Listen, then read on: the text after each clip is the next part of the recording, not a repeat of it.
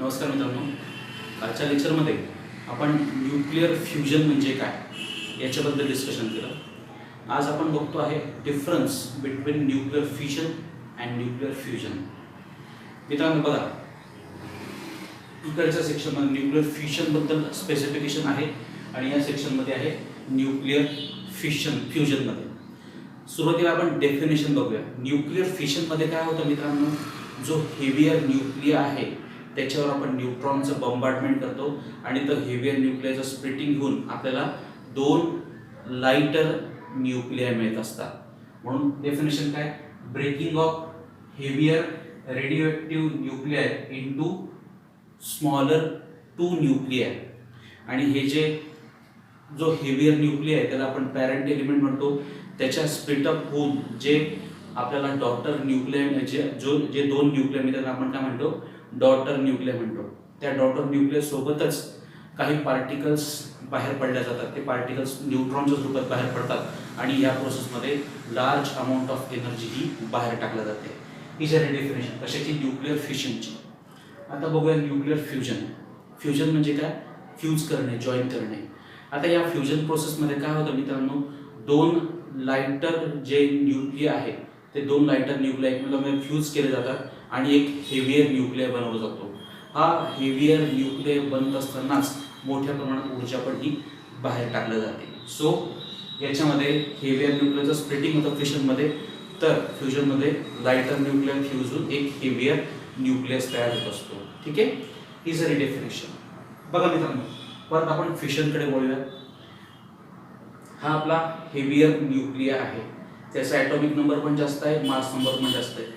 त्याचं स्प्लिटिंग होऊन आपल्याला दोन लाइटर न्यूक्लिया मिळाले। मग हे जे दोन लाइटर न्यूक्लिया मिळालेत मित्रांनो, त्याचा ॲटॉमिक नंबर आणि मास नंबर हे पॅरेंट न्यूक्लियापेक्षा कसा असणार आहे, कमी असणार। म्हणून काय म्हटलंय, atomic and mass number of products are low.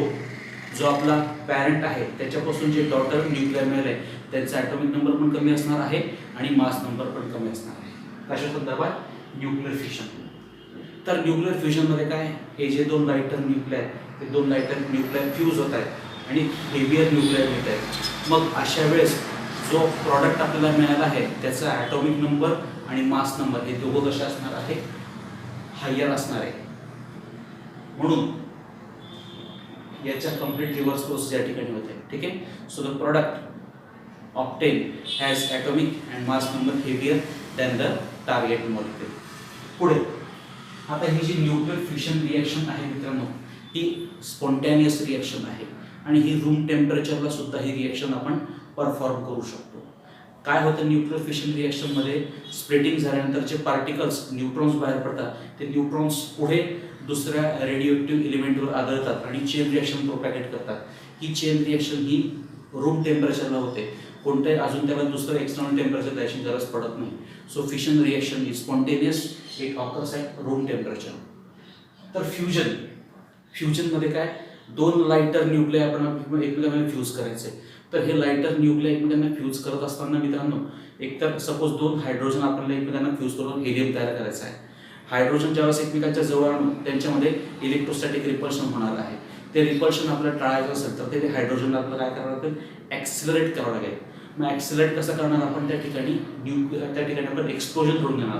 त्या एक्सप्लोजनमुळे हा जो हायड्रोजन आहे तो इलेक्ट्रोस्टॅटिक रिपल्शन त्याच्यामधून तो क्रॉस करणार आणि एकमेकांवर ते त्या ठिकाणी फ्यूज होऊन आपल्याला हेवियर न्यूक्लियस मिळणार। मग ही जी फ्युजन रिॲक्शन आहे ती रूम टेम्परेचरला होत नाही, याच्यासाठी very high temperature is required. तर फिशन ही रूम टेम्परेचरला होत असते। ठीक आहे, पुढचं आपण आत्ताच म्हटलं की फिशन रिॲक्शनमध्ये चेन रिॲक्शन प्रोपॅगेट होते आणि आपल्याला ती फिशन रिॲक्शन घडून येते। तर या फ्युजनमध्ये कोणत्याही प्रकारची चेन रिॲक्शन आपल्याला आढळून येत नाही। ठीक आहे, पुढचा महत्त्वाचा आहे फिशनच्या संदर्भात आपल्याला कंट्रोल्ड न्यूक्लिअर फिशन रिॲक्शन करता येते। न्यूक्लिअर फिशन आपल्याला कंट्रोल करता येत असं। या कंट्रोल्ड न्यूक्लिअर फिशन रिॲक्शनचा आपल्याला सदुपयोग करून आपण न्यूक्लिअर एनर्जीच्या माध्यमातून वेगवेगळे एनर्जी प्रोजेक्ट्स आपण त्या ठिकाणी चालवत असतो। ठीक आहे, पण हे जे न्यूक्लिअर फ्युजन आहे मित्रांनो, हे कंट्रोल्ड स्वरूपात आढळत नाही। न्यूक्लिअर फ्युजन रिॲक्शन ह्या अनकंट्रोल्ड स्वरूपातच आढळतात। एक्झाम्पल काय त्याचं, ॲटॉमिक बॉम्ब, हायड्रोजन बॉम्ब। त्याचं एक्झाम्पल आहे अनकंट्रोल्ड न्यूक्लिअर रिएक्शन. मित्रांनो, ह्या अशा न्यूक्लिअर फिशन रिएक्शन आहे याच्यामध्ये सुद्धा एनर्जी बाहेर टाकली जाते. नियर अबाउट 2.7 इंटू 10⁻³ 2 इंटू 10⁻7 एवढी 10⁻7 किलो कॅलरीज पर मोल एवढी एनर्जी ही फिशन प्रोसेसमध्ये बाहेर टाकली जाते. तर फ्युजनमध्ये याच्यापेक्षा जास्त, ती नियर अबाउट किती आहे मित्रांनो, 100 किलो कॅलरीज पर मोल एवढी एनर्जी फ्युजनच्या स्वरूपात बाहेर टाकली जाते. त्याच्यानंतर न्यूक्लिअर फिशनमध्ये जो रेडिएशनमुळे जो हजार्ड निर्माण होतो तो खूप जास्त आहे. तर फ्युजनमध्ये जो रेडिएशनचा हजार्ड आहे तो कमी आहे. So these are the differences between nuclear fission and nuclear fusion. Okay, आता आपण बघणार आहोत मित्रांनो न्यूक्लिअर पोल्युशन. मित्रांनो, न्यूक्लिअर प्रोसेसेस म्हणजे न्यूक्लिअर फिशन असो किंवा न्यूक्लिअर फ्युजन असो, पण मोस्टली न्यूक्लिअर फिशन या एक एनर्जीचा चांगला स्रोत म्हणून आपल्याला ज्ञात आहे. याच्यापासून आपण चांगल्या स्वरूपात ऊर्जा निर्माण करू शकतो. पण मित्रांनो, याचे जेवढे चांगले उपयोग आहेत तेवढे या न्यूक्लिअर रिॲक्शनचे, न्यूक्लिअर प्रोसेसचे दुष्परिणाम सुद्धा आहेत. मित्रांनो, ज्यावेळेस हे न्यूक्लिअर प्रोसेस घडत असतात त्यावेळेस रेडिएशन बाहेर टाकलं जातं आणि हे बाहेर पडलेले जे रेडिएशन आहे ते जे पोल्युशन क्रिएट करतं त्या पोल्युशनला आपण काय म्हणणार मित्रांनो, न्यूक्लिअर पोल्युशन. काय म्हणणार आहोत, न्यूक्लिअर पोल्युशन. या न्यूक्लिअर पोल्युशनचं जे सजीव आहेत, जे लिव्हिंग ऑर्गॅनिझम आहेत त्याच्यावर दुष्परिणाम होतात. मग कोणत्या प्रकारे दुष्परिणाम होतात ते आपल्याला बघायचं आहे. मित्रांनो, ह्या न्यूक्लिअर, आताच आपण म्हटलं की न्यूक्लिअर रिॲक्शनमुळे रेडिएशन हे बाहेर पडत असतं. हे जे बाहेर पडणारं रेडिएशन आहे हे एका लिमिटपर्यंत जर असेल तर त्याचा जीवसृष्टीवर कोणताही घातक परिणाम होत नाही. हे जे रेडिएशन कंटिन्युअसली जे बाहेर पडत असतं त्याला आपण काय म्हणणार आहोत मित्रांनो, बॅकग्राऊंड रेडिएशन. काय म्हणणार आहोत, बॅकग्राऊंड रेडिएशन. एका लिमिटपर्यंत, एका सर्टन व्हॅल्यूपर्यंत हे रेडिएशन जोपर्यंत असतं त्यावेळेस त्याचा जीवसृष्टीवर कोणत्याही प्रकारचा परिणाम होत नाही किंवा त्याचा घातक इफेक्ट आपल्याला दिसत नाही. पण त्या लिमिटच्या बाहेर ते रेडिएशनचं फ्रिक्वेन्सी गेली की त्यावेळेस आपल्याला जीवसृष्टीवर घातक परिणाम झालेले दिसून येतात. Okay, so the background radiation when it is below certain limit, it is non-hazardous for the living organism, but it crosses its limit, it creates a hazard for the living organism. मित्रांनो, हे जे nuclear pollution आहे त्याचे sources कुठले आहेत, कोणकोणत्या पद्धतीने हे न्यूक्लिअर पोल्युशन निर्माण केलं जातं, त्याचे मेन 2 सोर्स आहेत. पहिला आहे नॅचरल सोर्स, नैसर्गिक स्रोताद्वारे जे पोल्युशन घडून होतं त्याला आपण म्हणणार आहे नॅचरल सोर्स. आणि सेकंड आहे मॅनमेड सोर्स. ओके, आपण याच्या दोघांबद्दल आता डिटेल चर्चा करूयात. पहिल्यांदा आपण बघणार आहोत नॅचरल सोर्स. मित्रांनो, आपण natural source of nuclear pollution बघतोय आता. बघा मित्रांनो, ज्यावेळेस मायनिंग म्हणजे काय, उत्खनन. ज्यावेळेस युरेनियमचं त्या ठिकाणी उत्खनन केलं जात असतं, युरेनियमच्या खाणी असतात, त्या खाणीमधून ज्यावेळेस युरेनियम एक्स्ट्रॅक्ट करण्याचं काम चालू असतं त्या प्रोसेसच्या दरम्यान मित्रांनो हा जो रेडॉन गॅस आहे, हा रेडॉन गॅस कंटिन्युअसली वातावरणामध्ये बाहेर टाकला जातो. मग हे जे रेडॉन गॅस कंटिन्युअसली वातावरणामध्ये मिक्स होत आहे हे एक प्रकारचं काय आहे, न्यूक्लिअर पोल्युशन आहे. हे कुठे घडून येतं, during the mining of uranium. युरेनियमचं उत्खनन करत असताना जो रेडॉन गॅस बाहेर पडतो, it is a kind of nuclear pollution. ठीक आहे. दुसरा नैसर्गिक स्रोत काय आहे, कॉस्मिक रेज. विविध ताऱ्यांमधून जे कॉस्मिक रेज पृथ्वीवर पोचत आहेत त्या कॉस्मिक रेजच्या द्वारे सुद्धा काय निर्माण होतं मित्रांनो, न्यूक्लिअर पोल्युशन निर्माण होत आहे. ठीक आहे. तिसरा सोर्स आहे मित्रांनो जो आपला नॅचरली ऑकरिंग रेडिओ आयसोटोप आहे, such as radium 222 present in soil.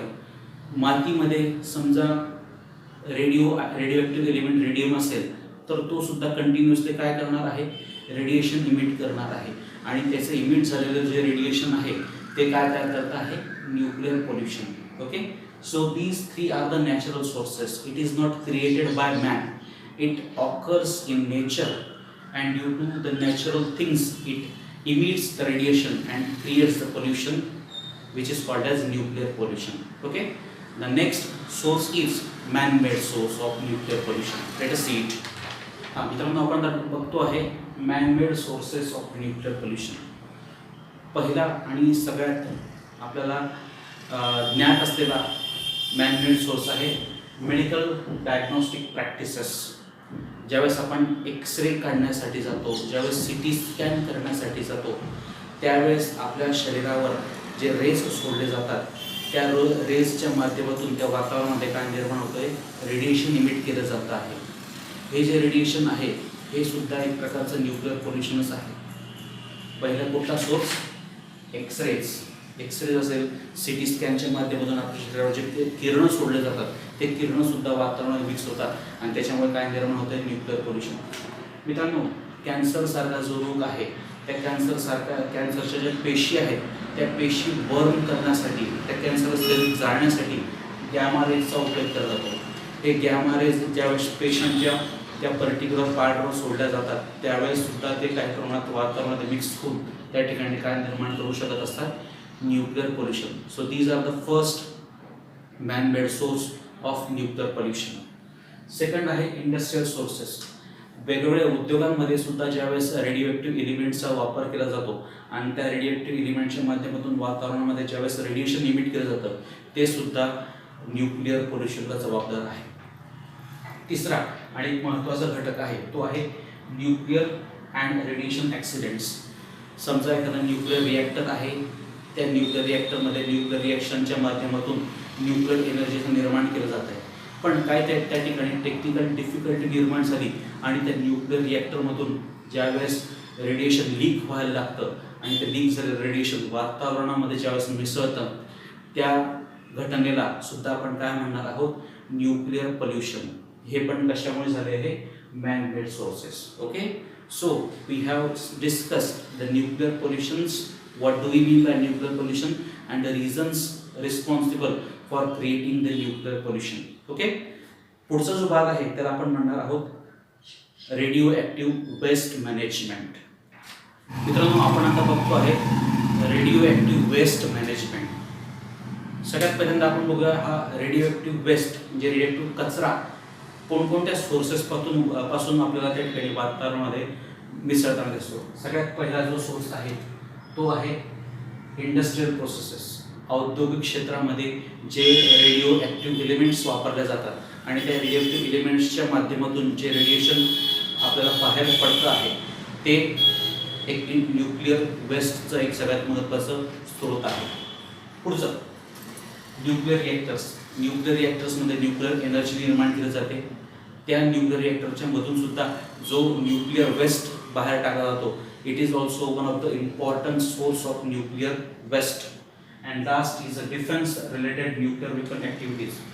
संरक्षण क्षेत्रामध्ये आपण बघतो की प्रत्येक जो आता बऱ्याचशा राष्ट्रांकडे अण्वस्त्र आहे, न्यूक्लिअर वेपन्स आहे, त्या न्यूक्लिअर वेपन्सच्या ज्या चाचण्या केल्या जातात त्या चाचण्यांच्या किंवा त्यांच्या जे डेली ॲक्टिव्हिटी जे रुटीन ॲक्टिव्हिटीज असतील त्या ॲक्टिव्हिटीज त्यांच्या देखभालीच्या माध्यमातून सुद्धा काही प्रमाणात जे न्यूक्लिअर वेस्ट बाहेर पडतं, ह्या तीन महत्त्वाचे सोर्सेस आहेत. It creates the nuclear waste. ह्या जे न्यूक्लिअर वेस्ट आहे त्याचं मॅनेजमेंट करणं सगळ्यात महत्त्वाचं आहे. त्या जर प्रॉपर प्रमाणात त्यांचा निचरा केला नाही तर ते सजीवांसाठी, लिव्हिंग ऑर्गॅनिझमसाठी कसं असणार आहे, घातक असणार आहे. मित्रांनो, हे जे न्यूक्लिअर वेस्ट आहे या न्यूक्लिअर वेस्टचं आपण क्लासिफिकेशन केलेलं आहे. 3 प्रकारामध्ये आपण क्लासिफिकेशन केलेलं आहे. ते प्रकार कुठले आहेत ते बघूया. पहिला जो न्यूक्लिअर वेस्टचा जो प्रकार आहे तो आहे लो लेवल वेस्ट. मित्रांनो, 90% न्यूक्लिअर वेस्ट या स्वरूपात या कॅटेगरीमध्ये आढळतं. हे जे न्यूक्लिअर वेस्ट आहे त्याची हाफ लाईफ किंवा त्याची रेडिएक्टिव्हिटी कशी आहे मित्रांनो, कमी आहे, लो लेवल ऑफ रेडिएक्टिव्हिटी आणि शॉर्टर हाफ लाईफ आहे, त्यामुळे ते लेस हजार्डस आहे. ओके, फर्स्ट कुठला आहे, low level waste. Most of the 90% nuclear waste comes in this category. The radioactive waste in this category has shorter half-life and they are very less radioactive material. Second आहे मित्रांनो second आहे intermediate level waste. हे जे intermediate level waste आहे त्याचं these are the material whose activity is larger than low level waste and lower than high level waste. म्हणजे low लेवलपेक्षा जास्त आणि हाय लेवलपेक्षा कमी विघातक असलेलं न्यूक्लिअर वेस्ट या सेक्शनमध्ये आपण कॅटेगराईज करू शकतो. It is called as intermediate level waste. आणि शेवटचा आहे मित्रांनो, शेवटचा आहे high level nuclear waste. It includes uranium and plutonium. Nuclear रिॲक्शनच्या दरम्यान जे युरेनियम, एक्सेस युरेनियम आणि प्लुटोनियम त्या ठिकाणी वेस्टच्या स्वरूपात बाहेर टाकलं जातं ते कशामध्ये येतं मित्रांनो, हाय लेवल न्यूक्लिअर वेस्ट. आता हे जे युरेनियम, प्लुटोनियम हे कसे हायली रेडिओएक्टिव्ह एलिमेंट आहे आणि त्यांची हाफ लाईफ सुद्धा कशी खूप जास्त आहे. त्यामुळे हे कोणत्या कॅटेगरीमध्ये high level nuclear waste. Okay, so these are the 3 categories of nuclear waste. आता हे न्यूक्लिअर वेस्ट कंट्रोल कसं करायचं, ठीक आहे, ते आता बघणार आहोत. मित्रांनो, जे लो लेवल वेस्ट आहे किंवा short lived low level waste आहे त्यांचं आपण निसरण किंवा त्यांचा वेस्ट मॅनेजमेंट कसं करू शकतो. Near surface disposal at ground level at the depth of 10 metre. 10 मीटरच्या त्या ठिकाणी आपण डिगिंग आउट करून हे लो लेवल वेस्ट त्या ठिकाणी आपण त्याचं डिस्पोज करू शकतो. पुढचं लॉंग लिव्ड म्हणजे ज्याची हाफ लाईफ जास्त आहे. इंटरमिजिएट काय म्हणतात त्याला आपण, इंटरमिजिएट लेवल वेस्ट किंवा हाय लेवल वेस्ट हे या कॅटेगरीमध्ये जे न्यूक्लिअर वेस्ट येतात त्यांना आपल्याला डिस्पोजल करण्यासाठी 250 ते 1000 मीटरपर्यंत आपल्याला त्या ठिकाणी त्याला खड्डा करून त्याला आपण काय करू शकतो, डिस्पोज करू शकतो. अशा पद्धतीने आपण न्यूक्लिअर वेस्टचं मॅनेजमेंट करू शकतो. धन्यवाद.